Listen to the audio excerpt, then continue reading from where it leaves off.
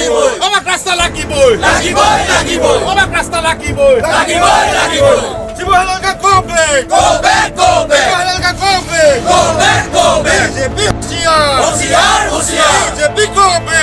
back গতিকে ৰাস্তা লাগি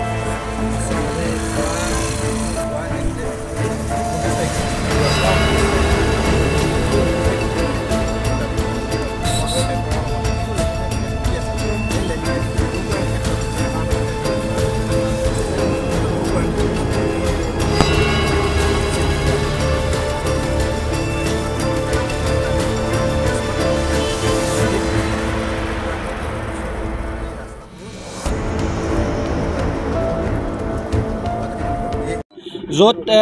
নিৰ্মাণ কৰিছিল তেতিয়া আমি বহুত সুখী হৈছিলোঁ কিন্তু এতিয়া আমি দেখা গৈছে যে এই ৰাস্তাটো আধাতে বনাই এৰি দিছে যাৰ ফলত আমি কলেজ অহা যোৱা কৰিবলৈ দিগদাৰ হৈছে